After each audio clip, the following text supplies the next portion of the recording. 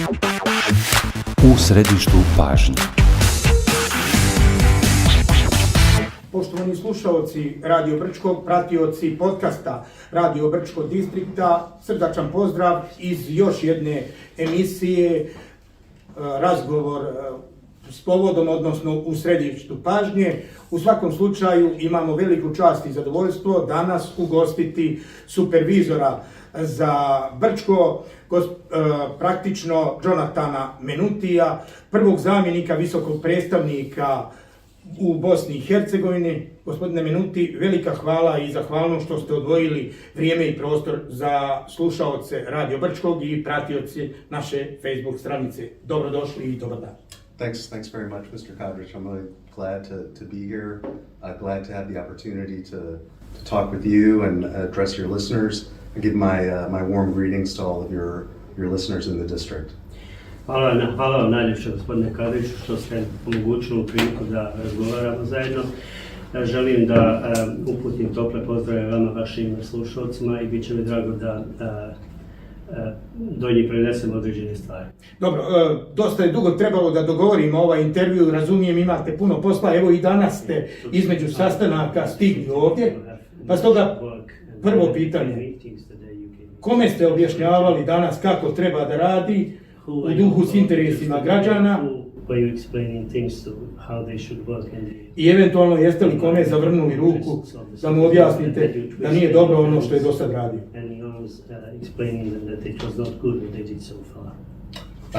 So actually today I have a very short program. Aside from this interview, I just met this morning with the leadership of the district, the mayor, the deputy mayor, the speaker of the assembly. U stvari, ja danas imam vrlo kratak raspored, osim ovog sastanka, odnosno intervjua koji radimo sada sa vama. Imao sam sastanak sa čelnicima ovog grada, gradonačelnikom, predsjednikom Skupštine i zamjenikom predsjednika Skupštine. And I would just say this is part of a continuing collaborative discussion that we have with the leadership of the district. Ja bih rekao da je ovo nastavak jedne diskusije, razgovora u okviru saradnje koju uobičajeno imamo sa rukovodiocima distrikta. There's no special occasion for my visit. I speak regularly to the leadership, to other political figures in the district and the assembly, members of the non-governmental organizations. Znate, nema nikakvog posebnog razloga za ovaj dolazak. Ja redovno razgovaram, sarađujem sa liderima distrikta, sa liderima političkih stranaka. Dobro, to je jedna redovna vaša radna posla. Yeah, exactly. Ono što okarakterisalo je prošlu godinu, nadam se da ćemo se složiti, uvaženi ambasadore, jeste da je bila politički jedna od najturbulentnijih otkako je distrikta. Bilo je i promjena parlamentarne većine, smjene gradonačelnika. Kako ste vidjeli cijeli ovaj proces, pa i njegove efekte? Yeah, of course. I should say, personally, I don't have much of a frame of reference as to whether this was one of the most turbulent years of the district. Pa možda prvo da kažem da ja lično nemam sad nekakav poseban okvir gdje bi zaključio da je to bilo tako posebno turbulentna godina. But certainly we saw a lot of significant challenges and changes. Ali svakako sam vidio veliki broj značajnih izazova i promjena. We had the change in the parliamentary majority, which resulted in the naming of a new mayor and new members of the executive. Imali smo dakle promjenu parlamentarnoj većini gdje smo imali i novog gradonačelnika, novi parlament. I seem to recall at the same time there were some general strikes, the crisis of the swine flu. Istovremeno sjećam se da je bilo i nekakvih generalnih štrajkova, da je bilo pojave svinjske kuge. Just to return to the change in the parliamentary majority and the changes in the government that resulted in. Ali evo da se vratimo na tu promjenu vladajuće većine i promjene koje su se desile u vladi. That's a normal part of a mature democratic process. Pa znate, to je jedan normalan dio zrelog demokratskog procesa. Democracy is really mature when there's occasional regular alternation in power. Jer znate, demokracija jeste istinski zrela kada postoji kada postoje određene promjene unutar vlasti. I mean, we have to note that that happened within certain boundaries, that kind of turbulence never endangered the institutions of the district. Ali moram također reći da se to što se dogodilo imalo je odgovarajuće granice, dakle nije bilo ni u jednom trenutku opasnosti koje bi se pojavile po distriktu. I think that's the most important thing, that change could happen without really endangering the fundamentals of the district, and that the government, as it's formulated now, remains committed to the reform program. Mislim da je to vrlo bitno napomenuti, da promjene koje se mogu desiti ne trebaju da nanose nikakvu štetu vlastima, i vlada koja sada na sceni je privržena tome da slijedi reformski program. And the district is still an excellent example for all of Bosnia and Herzegovina of peaceful coexistence, a stable and safe community, and people working together for shared progress. I distrikt je još uvijek model za cijelu Bosnu i Hercegovinu, mjesto koje je sigurna zajednica, mjesto koje zajednički stremi ka daljim poboljšanjima i napretku. Dobro, vrlo kratko, ako je moguće, procjena koliko ste zadovoljni u prve 2 godine ostvarenim ciljevima u korist distrikta i građana, i nakon smjene vlasti, odnosno nakon dolaska gradonačelnika Nišića na ovu poziciju, nakon smjene Kadrića, onim što je uradio gradonačelnik Kadrić, odnosno vlada pod njegovim rukovodstvom, kad bismo komparirali te dvije situacije. Well, I could say a couple things about that. Pa mogu reći par stvari o tome. So from one perspective, you know, I'm always ambitious. Gledajući stvari iz jedne perspektive, ja sam uvijek ambiciozan. And that means that I'm always looking for more, for better, for faster. To znači da uvijek tražim više, tražim bolje, tražim brže. But the other thing I would say is that it's really not it's not whether I'm satisfied as the supervisor. Međutim, s druge strane, gledajući, ne radi se o tome da li sam ja zadovoljan kao supervizor. But whether the people of the district are satisfied. Nego da li su ljudi koji žive u distriktu zadovoljni. Because that's the ultimate holder of accountability for the government on its performance. Jer oni su ti koji vladu, odnosno njen učinak i rezultate ocjenjuju i pozivaju na odgovornost. Ja, vrlo ste diplomatski odgovorili na ovo pitanje, ja nisam pitao narod nego vas lično, i ponavljam pitanje, koliko ste vi lično s aspekta supervizora zadovoljni onim prije i poslije? Sad ćete vi opet diplomatski odgovoriti. Pretpostavljam. Look, I know we don't have unlimited time here today, so I'm not going to waste the limited time that we have with more diplomatic answers. Pa, znate, nemamo ovdje neograničeno vrijeme za razgovor, tako da neću... Dobro, neću onda ni ja treći put pitati jedno te isto. Dobro, neću ponavljati ni ja jedno te isto. Pozitivan pomak u prošloj godini je bila primjena novog zakona o budžetu distrikta. To je sigurno. Posebno s aspekta načina dodjela grantova. Tu je uvedeno više reda. Na tome je kancelarija OHR-a između ostalog insistirala. So, sorry, are you talking about the law and budget or Zakon o budžetu je potpuno predvidio drugačije načine, kao i zakon o nevladinim organizacijama. Drugačije načine dodjele grantova.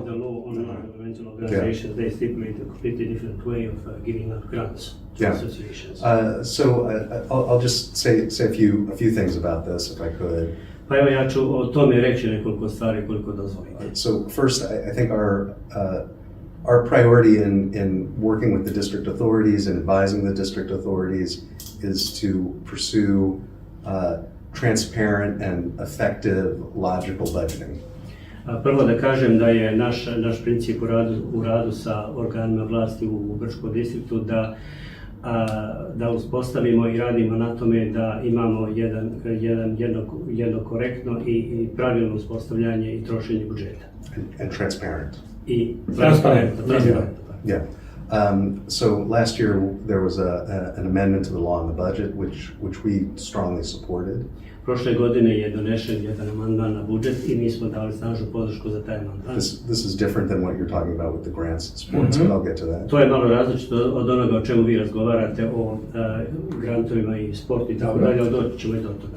So this amendment to the law on the budget, it could be extremely consequential for the district if it's properly implemented. Tako da taj amandman na budžet mislim da će imati vrlo velike posljedice ukoliko se bude ispravno. Da, govorimo o tome, o predpripremnoj fazi, fazi realizacije svih projekata. We are very on the preparation phase and realization stage of all projects.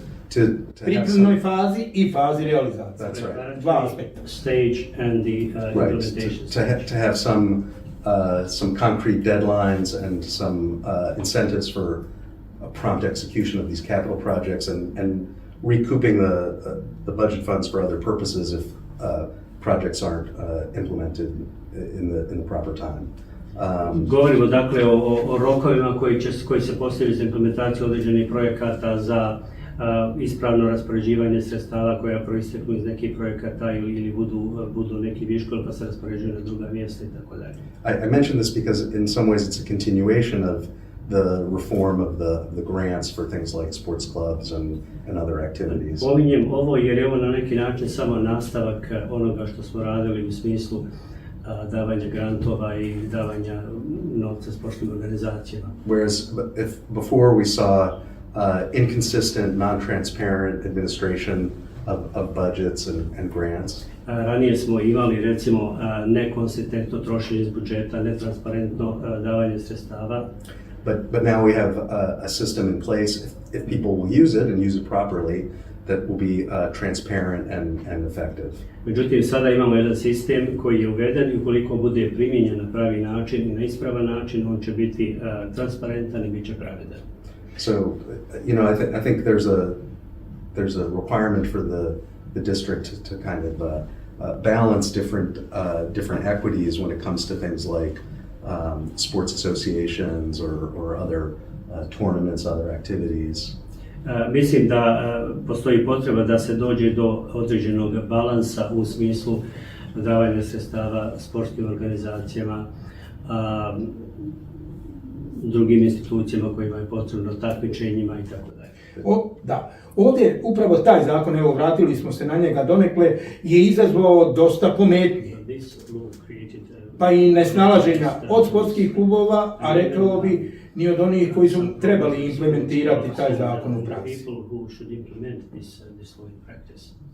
I rekli ste malo prije, ukoliko se bude na ispravan način primjenjivao. Yeah, exactly. That as I was saying, there needs to be a balance. We need to curb reckless spending. We need to have a transparent, logical allocation of funds. There's a responsibility on both sides in terms of proper implementation. The clubs and the activities, the NGOs, they need to acquaint themselves with the rules, they need to follow the rules, they need to provide proper accounting. And on the other side, the government needs to make the logical decisions about allocating funds. Upravo kako sam govorio, potrebno je postići odgovarajući balans u svemu tome. Potrebno je spriječiti neadekvatno trošenje sredstava iz budžeta na te stvari. Doći do situacije da imamo transparentnu dodjelu sredstava i organizacijama kojima se daju.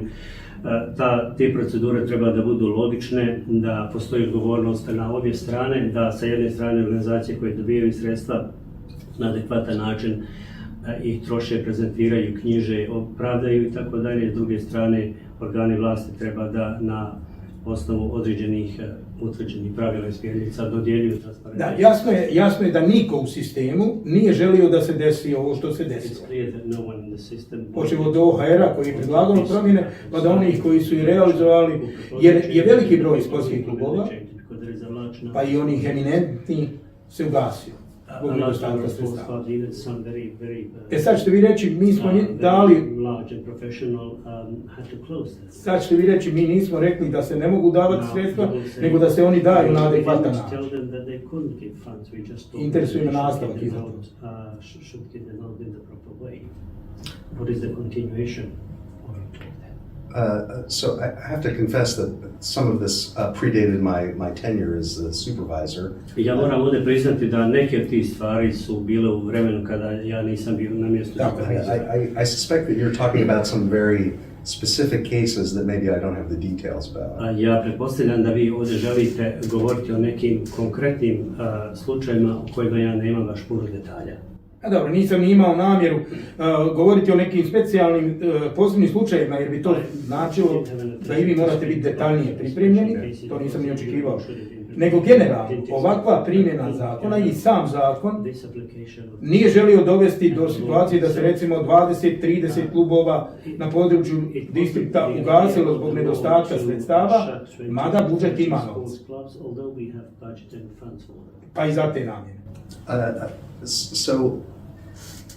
You know, of course, I can't say that was or wasn't the intention. The intention for sure was to ensure transparent, effective, responsible budgeting for things like this. Ja naravno ne mogu reći da je to bila namjera toga. Namjera je svakako bila da se osigura transparentan način raspodjele tih sredstava iz budžeta u skladu sa postavljenim pravilima. I mean, I can't say that I'm surprised to hear that instilling more discipline in this process led to some painful adjustments. Ja mogu reći da ne mogu se složiti s tim da je unošenje više discipline u taj proces dovelo do još, da kažem tako, gorih posljedica ili bolnijih posljedica kod te sportske klubove. But I'm not really in a position to evaluate whether that was good or bad or who's responsible for it. Ja stvarno nisam sad u poziciji da vršim procjenu ko je u tome bio dobar, ko je bio loš i zbog čega je došlo do toga. Dobro. Ono što bismo sad mogli globalnije govoriti, to je ono što su građani prije svega očekivali, čini mi se više, rad Kancelarije za borbu protiv korupcije. Ona je uspostavljena, građani su možda imali potpuno drugu percepciju šta sve kancelarija treba da radi. Ali kad se držimo svega onoga što je propisao zakon i novih izmjena, čini mi se ipak da kancelarija je mogla i trebala više. Bar je takva percepcija građana. So I'm not going to dispute you about what the perception of the citizens is. Ja ne bih sad ovdje da sporim kakva je percepcija građana u pogledu rada tog ureda. I mean, I would say, of course, that the fight against corruption is a key objective of the district and a key way that we try to support the district in its development. Ja želim ovdje samo reći da je borba protiv korupcije ključ i da je to jedna od ključnih stvari koju mi želimo ostvariti ovdje u distriktu. Like I said earlier, I'm ambitious. I always want to see more and better and faster. Kao što sam rekao već ranije, ja sam ambiciozna osoba, želim uvijek da vidim više i brže i bolje i brže. And I think, of course, the Anti-Corruption Office. Also, I would mention the Commission for the Prevention of Conflict of Interest. These are really vital institutions that are needed to strengthen public accountability. Kao što sam pomenuo već, Ured za borbu protiv korupcije kao i Komisija za sprečavanje sukoba interesa po meni su vrlo vitalne institucije koje treba da rade za dobrobit građana i da obezbijede odgovornost. And I should mention the police, the prosecutors, the judiciary. All these institutions also play a key role in this process. They all need to work together. Također treba pomenuti i policiju, tužilaštvo, pravosuđe i tako dalje. Sve te institucije treba da rade zajedno i da rade da sarađuju između sebe na zajedničkim ciljevima. And I would go even further to say that the fight against corruption is a very broad responsibility for all parts of the government. I čak ću ići i dalje i reći da je borba protiv korupcije jedna vrlo široka odgovornost za vlasti distrikta. NGOs, citizens, i novinari. Znao sam da će pomenuti novinare pod obavezno. I knew you would mention. Pod obavezno. Slažem se da i novinari treba to da rade, ali bi prije svega trebali to da čine oni kojima je to prioritetno u zadatku. Znači, tužilaštvo, policija, A ja ću vas podsjetiti na nedavnu izjavu glavnog tužioca, gospodina Mujkanovića, koji je rekao, korupcija u Brčkom je toliko rašinjena, posebno kod zapošljavanja,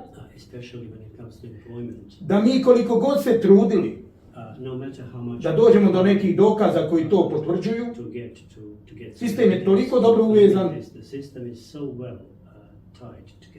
da ne možete dobiti izjavu od onih koji su unutar sistema, u komisijama, sve izgleda transparentno, a mi znamo da baš nije tako. No nemamo adekvatne dokaze da to procesuiramo sudski.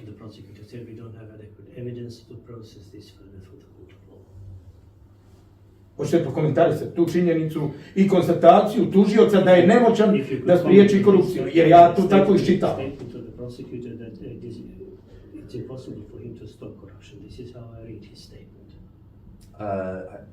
I'd have to analyze his statement in a little more detail. Pa ja bih morao vidjeti tu izjavu malo detaljnije. Prepričao sam vam suštinu, ništa nisam pogriješio, vjerujte. To je suština. Sad ćete se vi opet izvući diplomatski da ne znate baš sve. Dajte, odgovorite nešto konkretno, molim. Yeah, I'm not sure what to say. I think all the institutions that I mentioned, including the public and the media, they have a responsibility to do their utmost to fight against corruption. Pa da vam kažem, sve te institucije koje sam pomenuo, uključujući dakle i javnost i medije, svi imaju odgovornost da se takve stvari rješavaju. Yeah, I mean, I don't want to critique the prosecutor's statement, but I would just say, from my point of view, we have to believe that it's possible to fight corruption effectively. Otherwise, why are we bothering? Ja ne želim ovdje sada da budem kritičar izjave koju je dao tužitelj, međutim moram reći da mora biti moguće boriti se protiv korupcije, jer onda zbog čega cijela... Ne, borba se nastavlja, ali u ovom trenutku najkonkretnijih rezultata, kako bi željelo i tužilaštvo, nema. Jer praktično nema svjedoka. There are no concrete results the way that the prosecutor's office would like to see them. Because there are no witnesses, Bar je tako čovjek rekao. That's what the man said. Yeah,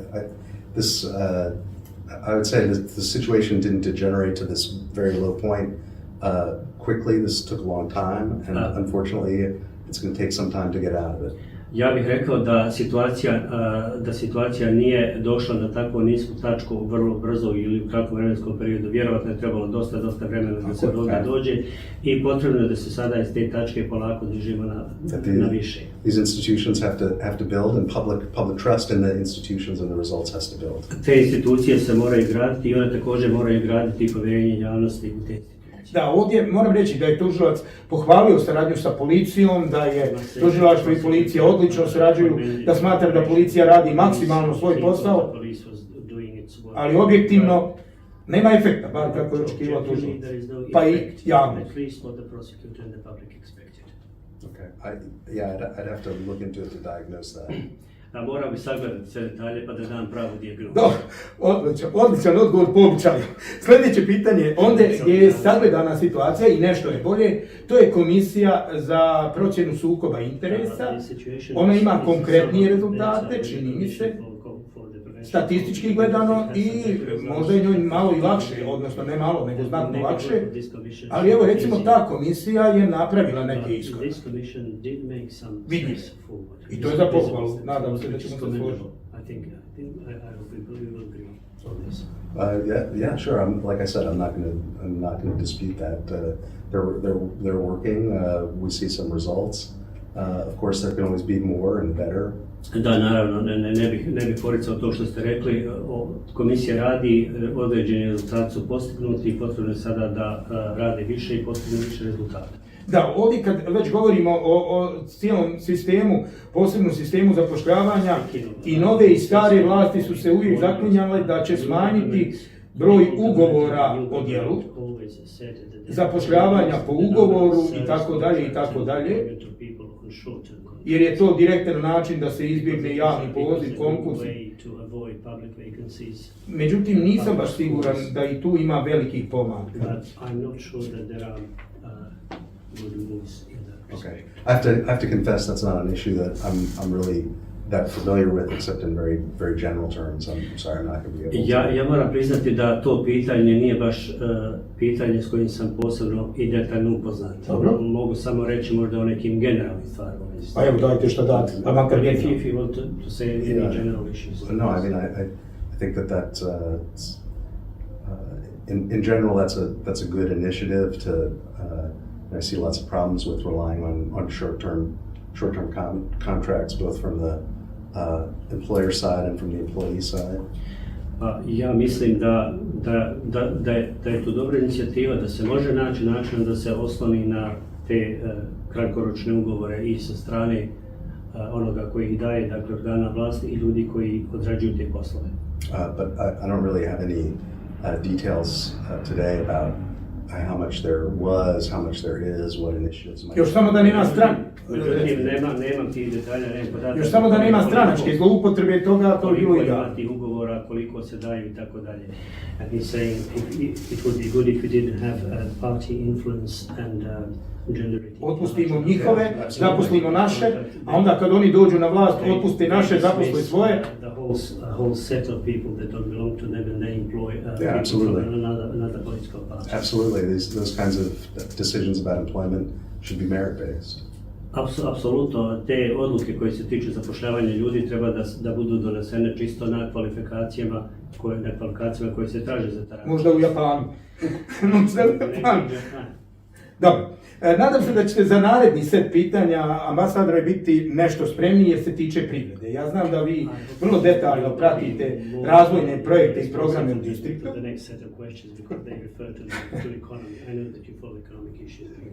Ima pomaka u privredi, reklo bi se, evo, proces u Luci, proces student holdinga,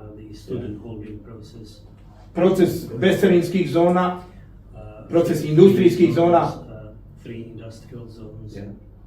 Evo, recimo da u tome ima dobar dio zasluge i predsjednika međunarodne zajednice koji su tu da pruže pomoć, da pozovu investitore, ali i da prate cijeli proces, pa kako smo i to rekli, poguraju kad zastane.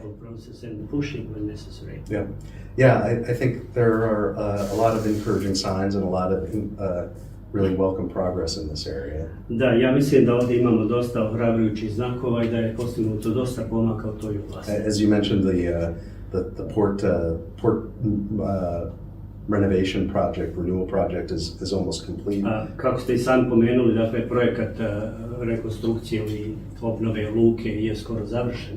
We already see the new crane on the horizon of the district. Već se može vidjeti na horizontu ovdje u distriktu novi kran. And this was done, with support from the European Bank for Reconstruction and Development, and a lot of international encouragement and assistance. To je urađeno uz saradnju, odnosno zajam od Europske banke za obnovu i razvoj i uz dosta međunarodnih organizacija koji su dale svoje posticaje i ohrabrenje. You mentioned the projects of student holdings. That's also, I think, really consequential for the district and its citizens. Pomenuli ste također projekat Student Holding. Mislim da je to također vrlo značajno za distrikt i za njegove građane.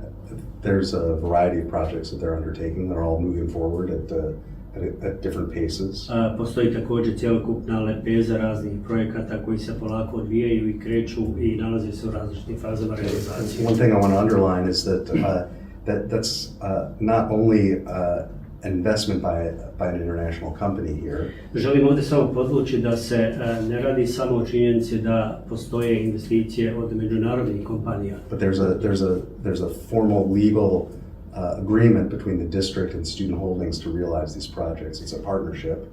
Međutim, radi se o formalnom jednom pravnom odnosu između student holdinga i domaćih organa, znači radi se o partnerstvu koji su oni uspostavili na realizaciji tih projekata.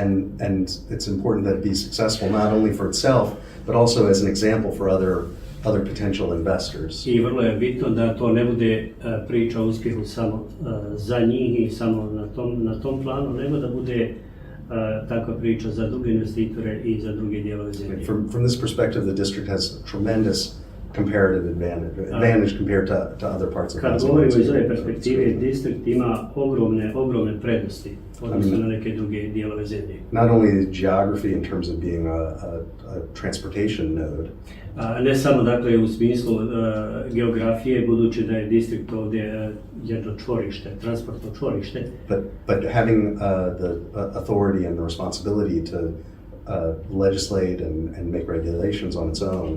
Međutim, Brčko distrikt ima mogućnost i ovlaštenje da donosi sopstvene zakone.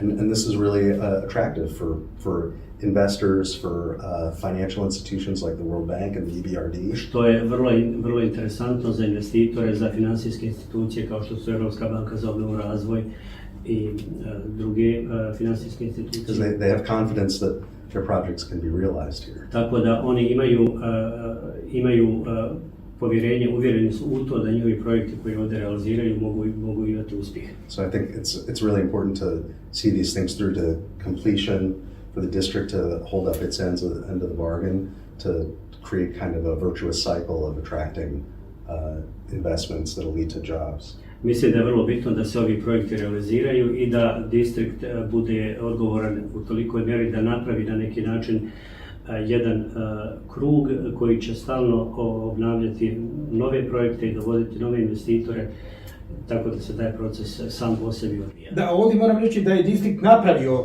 jedan značajan iskorak kroz javno-privatno partnerstvo i distrikt je jedna od prvih zajednica, odnosno prva zajednica koja je uspješno implementirala takav jedan projekat u zdravstvu, to je onaj dijalizni centar, such a project in the health service, center for dialysis. Ne moram ja čekati sasvim prijevod, znam ja da vi vrlo dobro razumijete i malo me začudilo što razgovaramo s prevodiocem, ali nema veze. I evo sad, novi projekti, poput recimo, možete desiti da to bude velika sportska multifunkcionalna dvorana, kao jedan od takvih projekata, niz drugih privrednih projekata. U tome je ova vlada, odnosno Brčko distrikt, ide korak naprijed u odnosu na sve druge u Bosni. Yeah, and I've heard about other potential projects, this multimodal transport hub, Čuo sam o nekim drugim projektima koji se pripremaju ovdje, multimodalno transportno čvorište. Dvorana. Yeah, the sports halls. Sportska dvorana. Yeah, also I know that well along our projects being done with the assistance from the World Bank to close the landfill, create a new waste management center, regulate the course of some of the smaller rivers in the area, construct a new promenade. Također znam da postoje projekti na kojima radi i Svjetska banka o zatvaranju stare deponije, otvaranju novog centra za reguliranje otpada, zatim radi se na uređenju korita manjih rijeka ovdje u Brčkovi, radi se na šetnici duž rijeke. I would mention one other initiative that we're collaborating with the district on in cooperation with the EU and the US.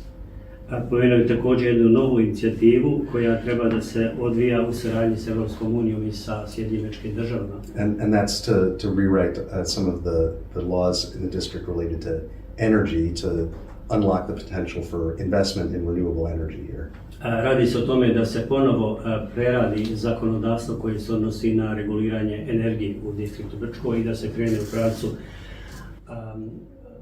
obezbeđenja obnovljivih izvora energije i obnovljivih izvora energije. Da, tu kad govorimo, distrikt također ima iskorak jer je posljednji pravio ova akta i ona su najuređenija i najbliža Evropskoj uniji, ali zasigurno da ih treba još uvijek koristiti. Ono o čemu također se ovdje vodi računa, to su i novi projekti, veliki projekat centralnog cjevovoda je također važan i to je investicija Evropske razvojne banke, kreditna sredstva. You're talking about the water plant. Da. Govorite o vodi. O pitkoj vodi.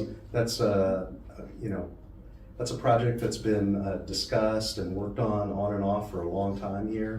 To je projekat o kome se razgovaralo i na kome se radilo s vremena na vrijeme već dugo vremena. I'm sure I don't need to tell you about its history. Siguran sam da ne treba nama pričati o tome. So I take it as really positive that is fully financed and ready to go. Tako da mislim da je to vrlo pozitivna stvar, da je u potpunosti financijski pokriven i da se spremno krenuti u realizaciju. Dobro. Ovo nam se čini da smo se usaglasili da tu ima pozitivnih pomaka. Značaj kod privrednog razvoja. Ono gdje se teže, vjerovatno možemo usaglasiti, to je oko razvojnih projekata koji imaju bosansko-hercegovački pa i regionalni značaj.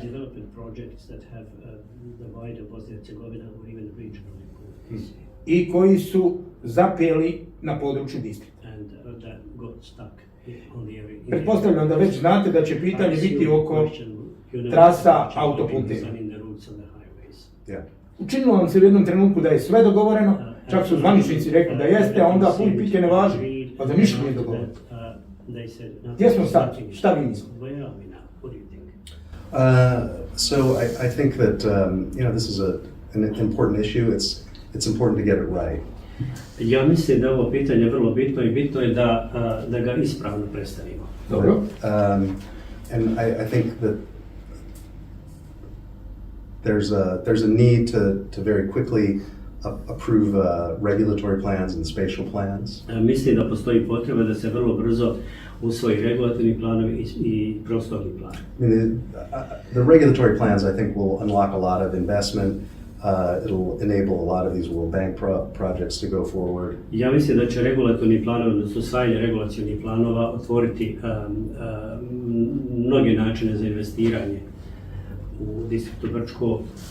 It's also consistent with some of the obligations of the district to student holdings under their MOU. Također, usvajanje tih planova je i u vezi sa određenim stvarima koje se trebaju riješiti u odnosu na holding student u Brčko i njihove potrebe. So as far as the highway routes goes, it shouldn't be surprising that this is complicated and somewhat controversial. Što se tiče trasa autoputeva kuda treba da idu, siguran sam da niste iznenađeni time da je to kontroverzno pitanje što se tiče položaja. I think there are political parameters on where the route should go, and they're determined by the RS, by the federation, by the state, but in the first place by the district. Ja mislim da postoje određeni politički parametri u smislu kuda treba da se pružaju te trase i te parametre utvrđuju dva entiteta, državni organi i predstavnici distrikta Brčko. Yeah, and ultimately it's the district's competence to determine this. Međutim, na kraju krajeva u konačnici odgovornost je distrikta da utvrdi kuda idu ti putevi. I think everybody recognizes that and respects that. Ja mislim da svi to prepoznaju i da poštuju to. Ja samo znam da je u ovom trenutku dogovorena ulazna tačka u distrikt i izlazna. A trasa, daj Bože, da bude dogovorena uskoro. Who knows, and let's hope it will be agreed soon. Yeah, let's hope. I know that those entry and exit points are agreed. Some other parameters are agreed as well. Pa nadajmo se da će biti, ja znam također da su dogovoreni te ulazne i izlazne tačke i neki drugi dijelovi, odnosno parametri kojima se utvrđuje taj cjelokupni projekat.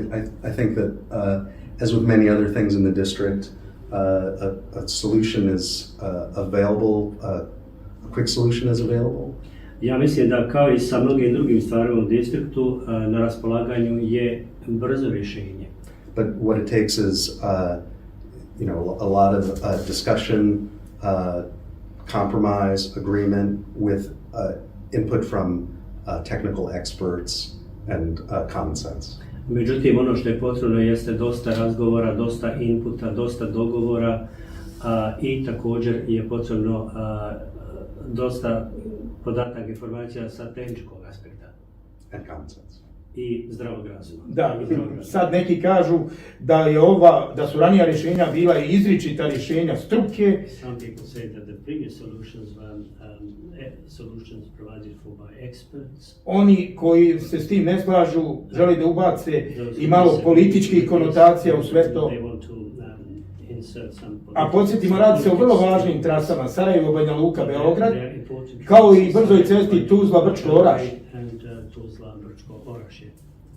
Recimo, za vas važi da ste vrlo smireni, bar tako kažu oni koji s vama češće razgovaraju, i inače mu vi ne insistirate u policiji. Kod dogovora. I inače ni na čemu ne insistira kad su u pitanju dogovora. To je jako dobro diplomatski. Samo moj utisak, kad biste vi malo zavrnuli ruke, da bi išlo sve malo brže. Jer mi ne možemo drugačije izgledati, bar sad za sad.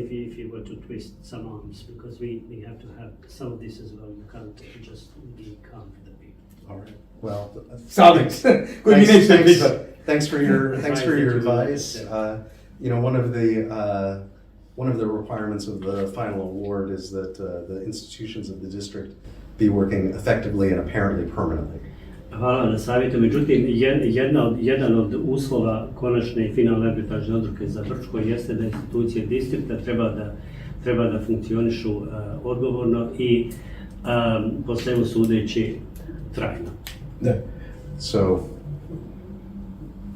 arm twisting may get you the first part, but it may not help with the second part. Tako da to zavrtanje ruku koje pominjete možda bi moglo pomoći sa ovim prvim dijelom, ali možda ne sa ovim drugim. Da, u svakom slučaju treba prvo riješiti prvi dio da bismo došli do drugog. Ako ćemo se već nadmudrivati. Thanks for your advice. I don't want for good advice. Hvala na savjetu. I don't lack for good advice. Hvala na savjetu, međutim, savjete imam sa svih strana, nemojte se zavrti. Ne sumnjam uopšte u to. Ono što bi u završnom dijelu razgovora, imamo još 15 minuta, jer je razgovor dogovoren tačno na sat vremena. Tako da, evo, u ovih 15 minuta ćemo pokušati da dodirnemo još jedan segment. On se tiče zakonodavnog dijela vlasti i onoga što se vama čini da je rad Brčanskog parlamenta. Ima tu usvajanja zakona koji su vrlo pozitivni, koji prednjače u Bosni i Hercegovini, ali ima i puno toga što treba doraditi.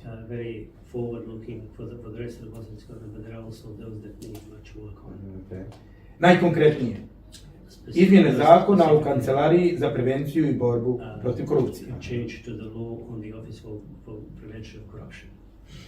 Kako vidite cijeli proces? Jeste li uopšte u toku? Pretpostavljam da jeste, ne ozbiljno da niste. Pokušava se dati veća ovlaštenja kancelariji da bi imala intenzivni rad. So yeah, there is a new draft law for the anti-corruption office. Da, postoji novi nacrt zakona za Ured za borbu protiv korupcije. It does address some of the shortcomings in the initial legislation.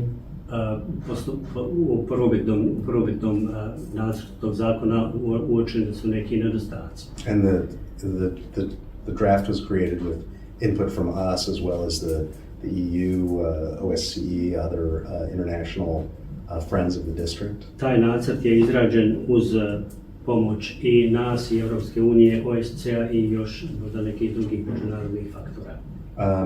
I think it's in kind of a normal process of drafting and review, and I'm sure that very soon it will come for the parliamentary process. Ja mislim da je to u nekakvom normalnom procesu izrade nacrta, revizije nacrta i dalje. Da, evo, nedavno je bila komisija, sjedili su zajedno do kraja, mislim do kraja ovog mjeseca imaju pravo na amandmansko djelovanje ka tim izmjenama, kad je riječ o zakonu o kancelariji za prevenciju korupcije, popravljanju tog zakona, a onda bi već u martu to trebalo da bude usvojeno na skupštini kroz prvo i drugo čitanje.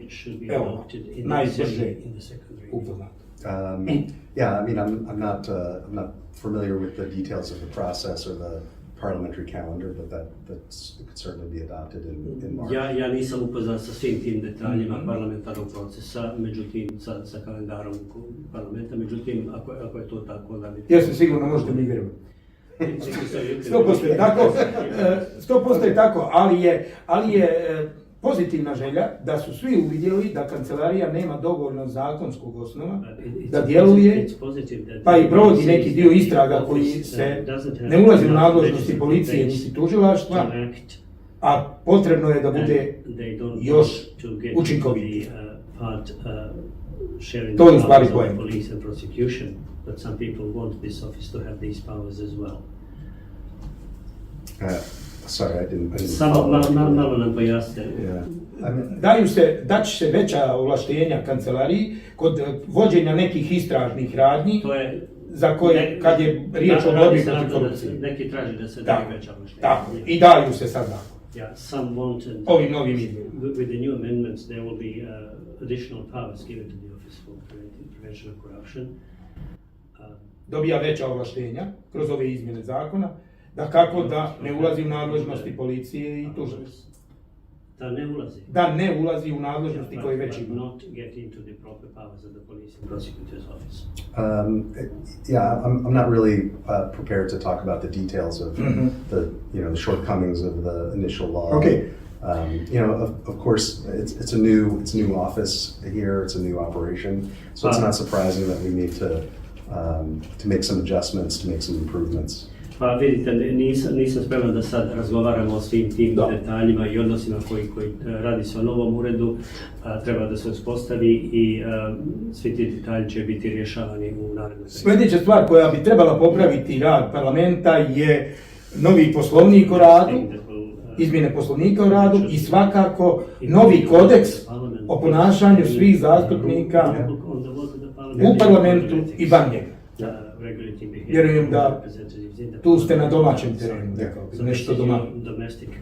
Yeah, no, I'm aware that that's an initiative that's underway. I think that draft has been completed and considered by the assembly. Ja sam upoznat sa tom inicijativom, ona je u toku i mislim da je nacrt u skupštini i da se trenutno razmatra u skupštini. I think the same, that could be adopted relatively quickly, but as far as I know, there's still some open questions about a transitional period or effective date when the new code of conduct comes into effect and so on. Smatram da bi se to također trebalo usvojiti relativno brzo, međutim postoje određene nejasnoće u vezi sa datumom stupanja na snagu novog kodeksa u odnosu na stari i perioda koji bi bio nepokriven između njih, tako da se na tome radi. That's really sort of like a technical issue. I don't think there's any practical or political issue. Mislim da su to stvarno teška pitanja i da u tom smislu nema nikakvih praktičnih konsekvencija. Da, i u svakom slučaju i ovo bi trebalo podići na viši nivo odgovornost svih zastupnika i njihovog javnog ponašanja, bilo da su za govornicom u parlamentu ili kao građani se kreću u gradu. Yeah, no, I think it's only a positive step. It's more in line with international standards, and as with some of these other things, there's been a lot of collaboration with our office, OSCE, the EU, and others to make sure that the highest standard is met in the district. Naravno, smatram da treba da se to uskladi sa međunarodnim standardima koji postoje u toj oblasti i ponovo mogu reći da je rad na tome, u radu na tome su učestvovale institucije međunarodne zajednice, naš ured, Evropska unija, OSCE i drugi, kako bi se svi ti standardi uveli u etički kodeks ponašanja poslanika skupštine. Evo, polako, ali sigurno privodeći ovaj razgovor kraju moramo se dotaći i ove činjenice da nas u oktobru očekuju izbori. Ovo je izborna godina, a ona zna biti naročito u prvom svom dijelu jako intenzivna kroz realizaciju grantova, infrastrukturnih projekata, ali praktično od polovine godine pa do izbora nema nekih većih pomaka jer se svi pripremaju manje više za predizbornu kampanju. big steps because everybody is preparing for the Yeah, election. absolutely, absolutely, and that's a consistent message of ours to the authorities of the district. Da, apsolutno je tako i to je jedna konsistentna poruka koju mi šaljemo organima distrikta. That they need to move quickly to take advantage of the time that they have. Da moraju ići brzo, da moraju iskoristiti vrijeme koje im stoji na raspolaganju. Because as you say, at a certain point in this year, a lot of it, all the attention will be dedicated to the elections. Jer kao što ste sami rekli, u određenom periodu u toku godine sva pažnja će biti preusmjerena na izbore. So, yeah, I can't but agree. There are a number of priorities laying ahead. I think there is ample time to fulfill them. Tako da ne mogu da se ne složim s tim. Naravno, postoji određen broj prioriteta koji je pred nama i mislim da imamo dovoljno vremena da im se posvetimo. Šta su to prioriteti po vama? Which are the priorities? Koje je pred ovom zajednicom? So I would say that there's two things I would say. So some things are urgent. As I mentioned, the adoption of the regulatory plans and spatial plans. Pa rekao bih ovdje dvije stvari. Neke stvari su urgentne, kao što sam ranije govorio, usvajanje regulacionih planova i prostornog plana. Other things are durable and long term, like the fight against corruption. A druge stvari su trajnijeg karaktera i zahtijevaju duži vremenski period, kao što je recimo borba protiv korupcije. So that's not something that's going to get solved before the election. Tako da je to recimo jedno od pitanja koje se neće naravno riješiti prije izbora. That needs to continue through the pre-election campaign and after. To mora da se odvija i tokom izborne kampanje i poslije izbora. But for example, approving these the regulatory plans, the laws that you mentioned that could be adopted in March. Međutim, evo usvajanje regulacijnih planova, zakona koje ste vi pominjali, njihovo usvajanje u martu, to je nešto što...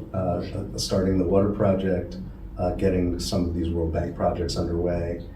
Odpočinjanje radova na projektu na cjevovodu, na vodovodu, pokretanje projekata Svjetske banke. These are all things that could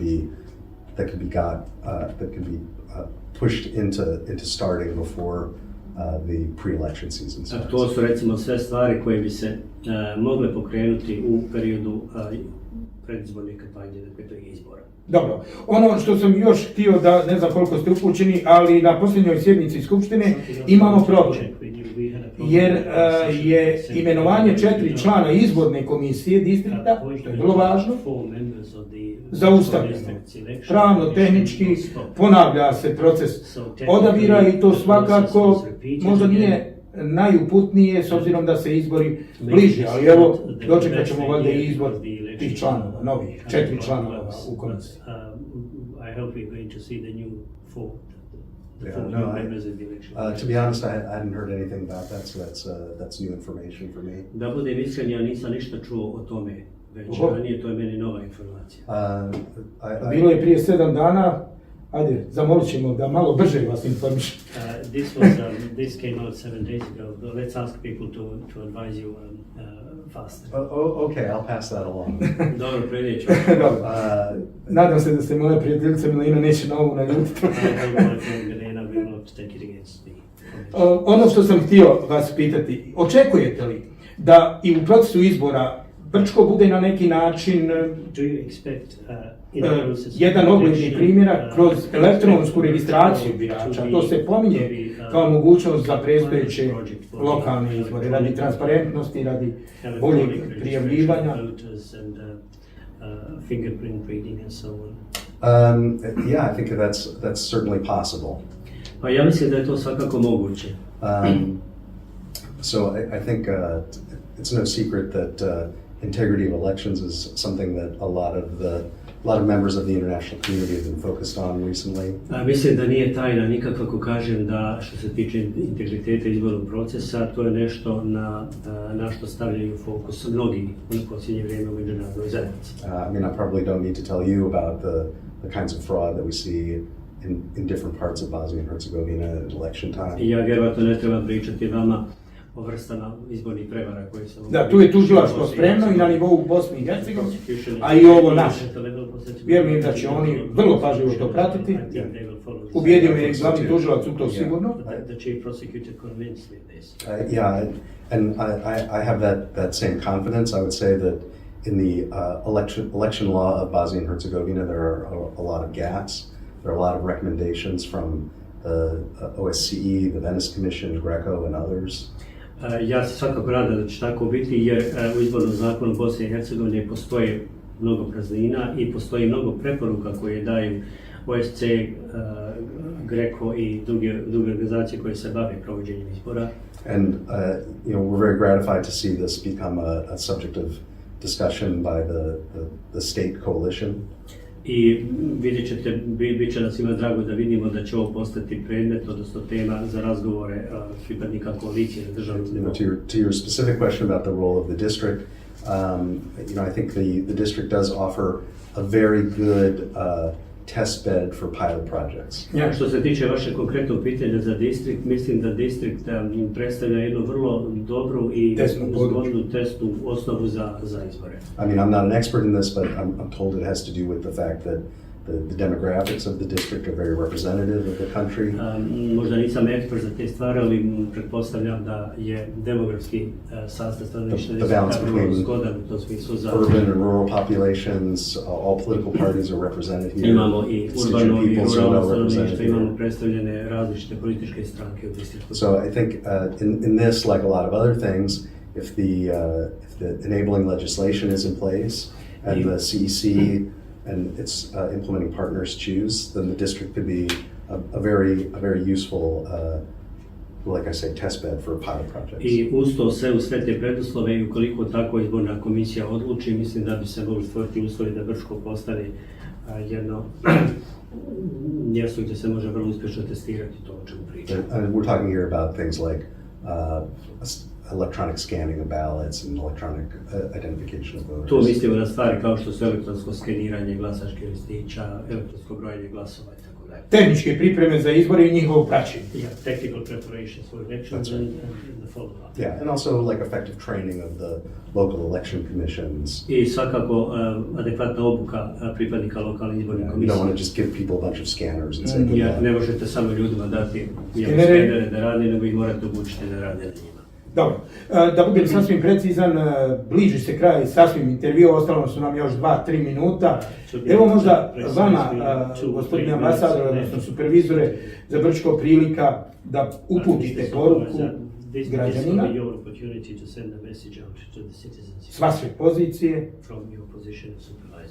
Šta se može reći građanima osim da više pritišću vlast da radi u njihovu korist? Pressurize you more to work on their Znam da ćete to reći. Ne morate to reći, ali rekao sam ja. Yeah, actually that's a good segue because it's not me that they need to pressure, it's their representatives and their elected officials. U stvari ja bih ovdje rekao da nisam ja taj na koga se treba vršiti pritisak da radi više, nego na njihove predstavnike. Tako, da. Ali nije loše da i vi upozorite nam. But it's not a bad idea for you to tell them as well.